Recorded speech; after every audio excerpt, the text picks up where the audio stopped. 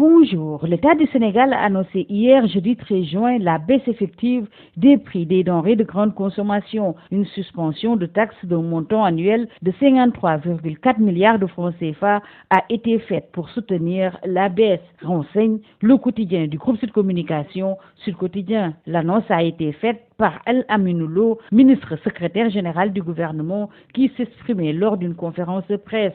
Cette décision va, selon lui, entrer en vigueur à la suite d'une réunion des membres du Conseil national de la consommation qui aura lieu la semaine prochaine. Après des échanges avec des importateurs et la compagnie sucrière sénégalaise, il a été décidé d'homologuer le prix du sucre cristallisé à 600 francs CFA contre 650 jusque-là, soit une baisse de 50 francs. Toujours d'après le quotidien du groupe Sud Communication, une baisse de 40 francs est effectuée sur le prix du kilogramme du riz brisé non parfumé. Au même moment, une baisse de 100 francs est annoncée sur le prix de l'huile raffinée la plus consommée par les ménages et vendue, dont des bidons de 20 litres. Et toujours d'après Al-Aminou Lo, le ministre secrétaire général du gouvernement, le prix de la baguette de pain de 150 grammes, la plus commercialisée, passe de 175 à 100 francs. Le gouvernement passe ainsi à l'acte, sentiment partagé par Le Soleil, qui signale que l'entrée en vigueur de ces mesures est prévue après la Tabaski et donne la parole à l'association des boutiquiers et l'UNACOA Yessal, qui s'alignent tous les deux, alors que le directeur du commerce intérieur, Cheikh Ahmadou Bamba Ndaw, rassure: nous sommes bien équipés pour le contrôle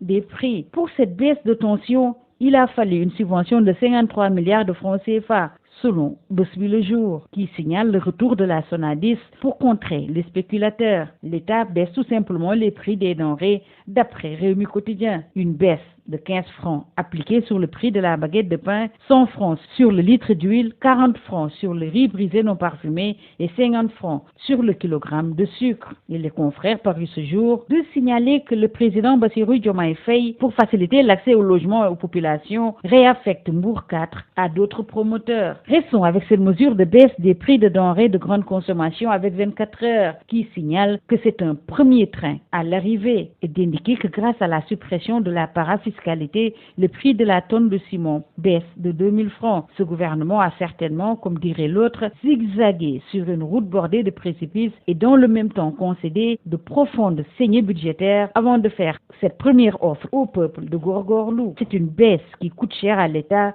informe l'info, qui donne la parole au ministre de l'économie, qui déclare que les subventions pour les finances publiques sont ce que le cancer représente pour le corps humain, après avoir indiqué que c'est une baisse des prix qui coûte plus de 53 milliards à l'État contre 142 en 2023. Ceci grâce à une nouvelle démarche qui privilégie les interventions sur la fiscalité à la place des subventions. 53 milliards pour des mesurettes affiche à sa une critique qui indique que la montagne accouche d'une souris acculée par les populations exténuées par la crise. Le tandem au pouvoir a cherché vaille que vaille à faire un geste pour taire l'impatience des Sénégalais sur la baisse du coût de la vie. Le chef du gouvernement, qui a fait un calcul d'épicier, a tout de même réussi à impacter les prix d'après critique, qui relève que les Sénégalais devront se rendre à l'évidence qu'ils devront consommer local pour baisser drastiquement le coût de la vie. Restons avec cette baisse de l'augmentation des prix qui est taxée de baisse insignifiante par tribune. 5 francs de baisse sur le litre d'huile raffinée, 15 francs de baisse sur le pain et 10 francs d'augmentation sur le prix du riz comparé au prix homologué d'après le confrère. C'est une vraie fausse réduction du coût de la vie, estime-t-il, car cette baisse a lieu dans un marché contrôlé par des boutiquiers impitoyables, d'après Tribune. Peu pertinent, intime conviction de Dakar Times, qui est convaincu qu'il est plus pertinent d'agir sur les revenus des travailleurs que de baisser les denrées. Selon le confrère, il fallait impliquer les importateurs de riz, de blé, les producteurs de sucre, les meuniers et les commerçants détaillants dans le processus.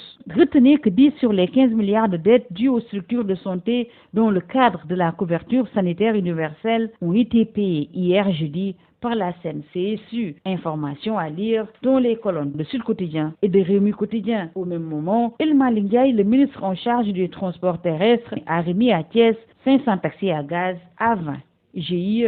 En sport, qualification mondiale 2026, on en reparle avec le capitaine de l'équipe nationale, Kalidou Koulibaly, qui évoque son optimisme quant aux capacités des Lions de mener une campagne des éliminatoires réussie en dépit d'un début un peu mitigé. Mais il est convaincu que l'équipe nationale est capable de régler le problème très rapidement car on a des joueurs qui sont jeunes. Parmi ces joueurs figure Lamine Camara. Lamine Camara choisi comme pépite de la saison en France. Le Lion Lamine Camara dévore tout d'après Stade, le quotidien du sport, qui s'intéresse également à la Coupe du Sénégal 2024 avec cette finale 100% amateur entre Académie des Férus de foot A2F et Mbour Petite Côte. Et pour ce qui est de la première journée de l'Europa 2024, les Férus du football ont droit à Allemagne, Écosse. C'est tout. À vos journaux et très bonne lecture.